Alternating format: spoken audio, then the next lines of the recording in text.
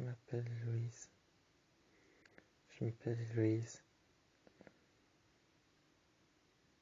J'ai été brisée. J'ai été brisée. Et mon nom c'est Héloïse. Si je dois vous raconter mon histoire. Si je dois vous raconter cette histoire, qui va très certainement peut-être vous faire mal aussi. Cette histoire vous fera peut-être mal aussi. Peut-être même qu'elle brisera certains d'entre vous. Peut-être que certains seront choqués. D'autres seront peut-être brisés. D'autres auront du mal à croire. D'autres voudront voir pour croire. D'autres voudront voir pour croire. Ou peut-être que les plus simples et les personnes les plus humbles et les plus gentilles auront simplement besoin d'écouter. Je m'appelle Héloïse. Ma mère est morte. Et mon frère, je devais en avoir un. Mais il n'a jamais vu le jour. Il n'est jamais venu au monde. J'ai eu une mère pendant peut-être 10 ans, mais après ça, elle a disparu. Mon frère devait venir au monde. Mon frère devait venir au monde, mais il n'est jamais venu. Ma mère, elle devait essayer de résister. Mais certains secrets, certaines choses, certains souvenirs ont été beaucoup trop lourds. Certains souvenirs ont été beaucoup trop lourds. Ma mère est morte. Mon père, lui, il est mort aussi. Mon frère était censé voir le jour. Mais un jour de grand soleil, je ne voulais pas sortir de ma chambre. Mes parents sont venus me chercher. Ils m'ont demandé de sortir. Ce jour-là, mes parents m'ont demandé de sortir. Ils sont venus me chercher dans ma chambre. Une fois dehors, ils m'ont dit qu'ils avaient quelque chose à me dire. J'allais avoir un frère. J'allais avoir quelqu'un. J'allais avoir un frère. Quelqu'un avec qui je pouvais partager ma chambre. Quelqu'un avec qui je pouvais parler. Quelqu'un avec qui je pouvais partager mes secrets. Et plus que tout au monde, j'allais avoir quelqu'un avec qui partager mes secrets. Quelqu'un avec qui mes secrets seront en sécurité. Ce petit homme, ça allait être mon frère.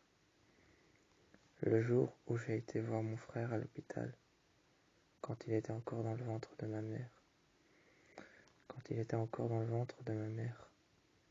le jour où j'ai été le voir à l'hôpital, je l'ai vu. Ce petit homme, ça allait être mon frère. Ce garçon qu'il y avait justement moi, juste devant moi dans l'image, allait être mon frère. Ça allait être mon frère, ce garçon à l'image, ce petit homme devant moi. Ma mère était tellement heureuse ce jour-là. Ce jour-là, elle était tellement heureuse, tellement contente. Ça se voyait à son regard. Elle en perdait les mots. Elle n'arrivait même pas à parler, tellement elle était heureuse. Elle serrait très fort la main de mon père. Mon père, lui, regardait avec émotion le regard de mon frère, encore dans le ventre de ma mère. Encore dans le ventre de ma mère, mon père regardait avec émotion ce petit enfant qui était en train de se développer, de grandir. Ce petit enfant qui était en train de se développer, de grandir, de devenir un petit humain. 9 mois plus tard, 9 mois plus tard, mon père était en train d'écouter contre le ventre de ma mère. Contre le ventre de ma mère, 9 mois plus tard, mon père écoute. Il écoute son enfant, son petit garçon, le petit homme qu'il va avoir. 9 mois plus tard, ma mère remarque qu'il ne frappe plus. Il ne frappe plus. Il ne tape plus du pied. Il ne fait plus de mouvement. Il ne fait plus de mouvement. Il ne bouge plus. Il ne fait plus rien. 9 mois plus tard, alors on a compris que mon frère était décédé. On a compris que mon père s'en voulait tellement. 9 mois plus tard, mon frère était mort, décédé dans le ventre de ma mère. Décédé dans le ventre de ma mère, mon frère était mort. On est donc retourné immédiatement à la clinique. Ma mère a fondu en larmes. Ma mère a fondu en larmes, on est retourné à la clinique. Il était mort. Il était mort, on n'a même pas compris comment. On n'a pas compris comment il était mort. Les médecins ont tous affirmé la même chose. Ils ont tous affirmé la même chose. Ils ont tous dit la même chose. Ils ont tous dit qu'il s'était noyé dans le ventre de ma mère. Les médecins ont tous dit que mon frère qui n'avait pas encore de nom, mais ce petit garçon, ce petit homme, s'était noyé. Il s'était noyé dans le ventre de ma mère. Mon père n'a pas supporté le choc. Il n'a pas supporté le choc émotionnel. Il a pris sa voiture un soir et il est parti. Il avait dit qu'il était parti faire les courses. Il m'a regardé, a posé sa tête contre la mienne. Il s'est mis accroupi, à genoux sur le sol devant moi. À genoux sur le sol devant moi, il s'est mis juste en face. Juste en face de la fenêtre, à genoux, à côté de moi. Juste en face de la fenêtre. Il m'a regardé, s'est tourné, a posé ses mains sur le sol, s'est mis à genoux devant moi, et ensuite a posé sa main sur ma tête. Il a gardé sa main sur ma tête et m'a dit qu'il reviendrait. Il était parti faire des courses. C'était ce qu'il avait dit. Il n'est jamais revenu. Plus tard, le lendemain matin, plus tard, après une longue nuit,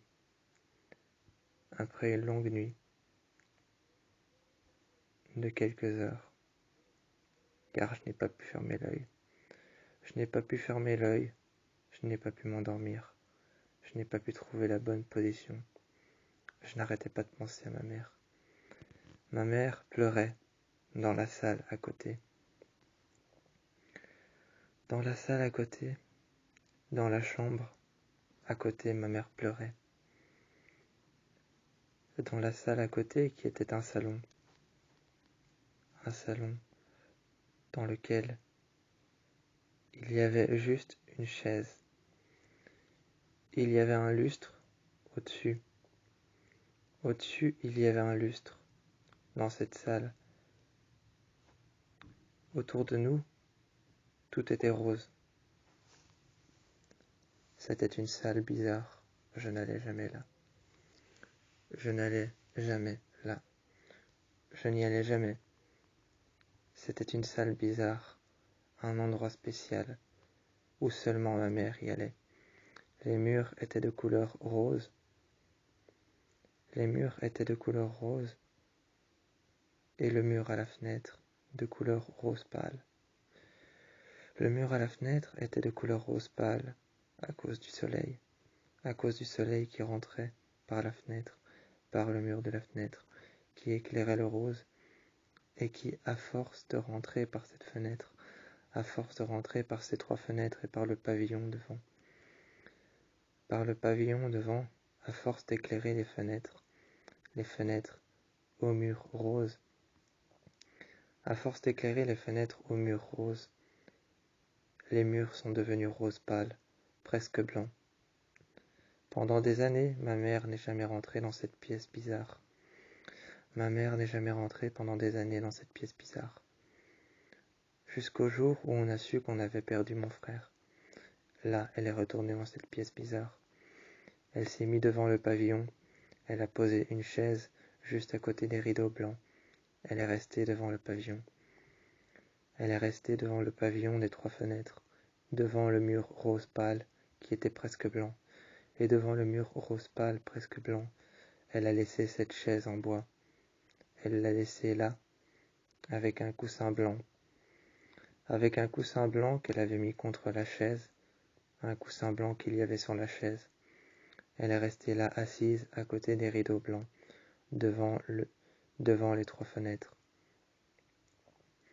Il y avait une grande fenêtre. Il y avait cette grande fenêtre qui s'ouvrait à gauche et à droite. Elle s'ouvrait à gauche et elle s'ouvrait à droite.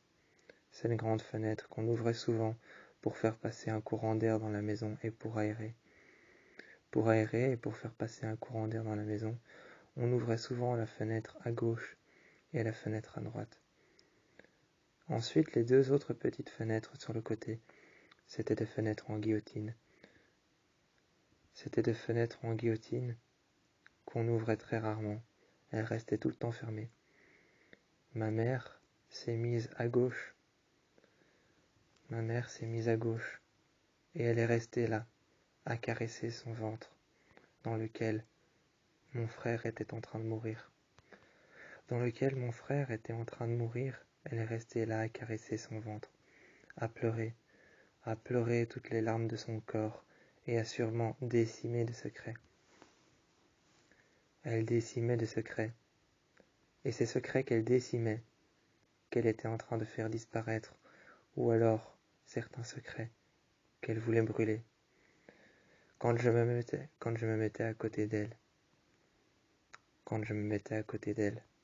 elle me regardait, tournait la tête légèrement, mettait sa main sur mon épaule et me disait ensuite que les secrets qu'elle décimait, c'était comme si quand elle en parlait, quand elle se regardait dans la vitre le soir et que la vitre reflétait sa propre réflexion. Quand la vitre reflétait sa propre réflexion, le soir, elle posait sa main sur mon épaule. Moi, je venais m'asseoir à côté d'elle, avec une chaise que j'avais posée juste à côté. Avec un coussin blanc que j'avais mis dans le dos et un coussin blanc que j'avais mis contre la chaise. Je me suis assis. À côté d'elle, elle m'a regardé. Elle a passé sa main sur mon épaule. Ensuite, elle m'a caressé les cheveux, a passé sa main dans mes cheveux et a dégagé mes yeux. Elle a dégagé mes yeux en passant sa main dans mes cheveux, et puis elle a gardé sa main sur ma tête. Elle m'a dit que j'étais courageuse, que j'étais ambitieuse, que j'avais de l'ambition, que j'étais courageuse et que je savais passer les obstacles. Je ne la croyais pas.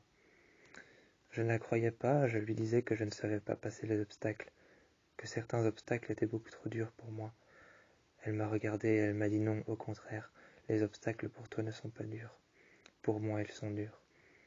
À ce moment-là, je l'ai regardée et je lui ai dit que pour moi aussi c'était dur, que pour moi aussi les obstacles parfois étaient trop lourds ou parfois étaient même impossibles. Elle m'a regardé et quand j'ai dit que certains obstacles étaient impossibles, elle a caressé son ventre et elle a baissé la tête. Elle a baissé la tête et elle a caressé son ventre quand je lui ai dit que certains obstacles étaient impossibles. Elle s'est levée, elle s'est accrochée au rideau. Elle s'est accrochée au rideau, très légèrement. Très légèrement, elle s'est accrochée au rideau. Elle s'est levée et elle est restée là. Elle m'a parlé et elle m'a dit que les obstacles n'étaient pas durs ou n'étaient pas impossibles. C'est juste ce qu'on vit qui est différent. Je suis resté là. Je suis resté là à l'écouter. Je suis resté là devant elle à l'écouter. Elle me disait que c'est juste ce qu'on vit qui est différent, que les obstacles ne sont pas durs et ne sont pas difficiles à franchir. C'est comme des portes. Elle m'a dit que je devais imaginer un chemin droit, toujours droit, et encore droit. J'ai donc imaginé ce chemin droit. Et elle m'a dit Devant ce chemin, tu imagines à chaque fois une porte. J'ai imaginé à chaque fois une porte. Je lui ai dit que le chemin droit que j'imaginais, à chaque fois il y avait une porte devant. Elle m'a dit que ces portes qu'il y avait devant moi, c'étaient les obstacles à franchir. J'ai ouvert une porte quand j'ai fermé les yeux. Je me suis avancé de 3 pas devant ce chemin blanc. Devant ce chemin blanc, je me suis avancé de 3 pas. De 2-3 pas, je me suis avancé. J'ai ouvert une porte. Je suis passé au travers de la porte. Un nouveau chemin se présente et une nouvelle porte. Elle me regarde, ma mère me regarde et me dit « Tu vois, les obstacles ne sont pas difficiles, ne sont pas durs. Ils ne sont pas durs, ils ne sont pas difficiles, ils ne sont pas infranchissables et ils ne sont pas éternels. » Je l'ai regardé et quand elle m'a dit qu'ils n'étaient pas infranchissables et qu'ils n'étaient pas éternels, je lui ai dit pourquoi serait-il éternel et pourquoi serait-il infranchissable. Elle s'est tournée vers moi et elle m'a dit certains obstacles peuvent être infranchissables, d'autres peuvent être éternels, d'autres peuvent rester à jamais comme une cicatrice. Et les cicatrices, ça ne part pas. Je l'ai regardée et elle me disait « Les cicatrices, ça ne part pas.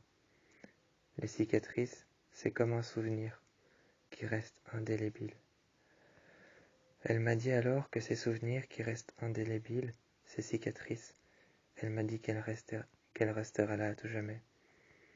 Elle resterait là à tout jamais, ces cicatrices indélébiles.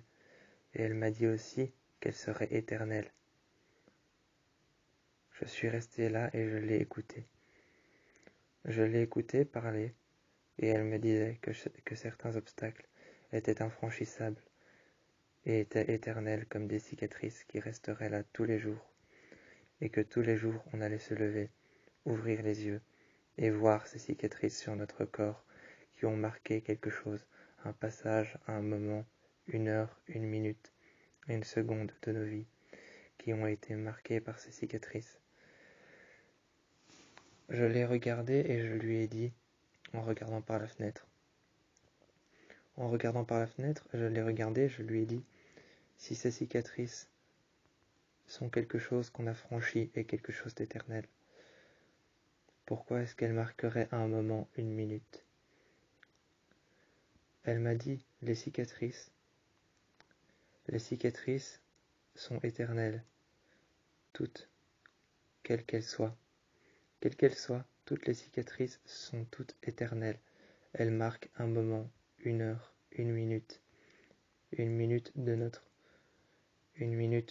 vie, une minute de notre quotidien. Et ces cicatrices qui sont éternelles marquent une minute, un temps, une heure, une seconde, une heure, un temps, un moment, un instant. Qu'elle soit partielle ou non, qu'elle soit courte ou longue, que ce soit un instant partiel ou que ce soit un instant éternel, un instant dont on se souviendra toujours, qu'il soit sombre ou qu'il soit heureux.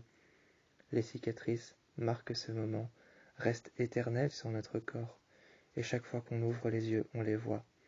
Je l'ai regardée, je l'ai observée, et elle m'a dit, si elle marque un moment partiel, un moment éternel, un moment qui ne s'effacera jamais, pourquoi les cicatrices sont là alors?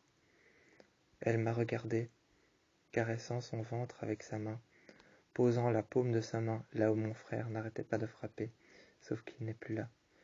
Sauf qu'il n'est plus là, là où mon frère n'arrêtait pas de frapper, là où mon père mettait sa main. Là où mon père mettait sa main pour pouvoir sentir les frappements de mon frère à l'intérieur. Elle a posé sa main délicatement, la paume de sa main, juste en dessous de son ventre. Juste en dessous de son ventre, juste au bas de son ventre. Elle a posé sa main, la paume de sa main contre. Elle m'a regardé et elle m'a dit, « Tu sais, même si ton frère ne frappe plus contre mon ventre, même si ton frère ne frappe plus contre mon ventre, même s'il n'est plus dans mon ventre, ça ne veut pas dire qu'il est parti pour toujours. » Je me suis tourné vers la fenêtre et j'ai ouvert la fenêtre de gauche, la fenêtre en guillotine. Je l'ai ouverte et je lui ai dit pourquoi.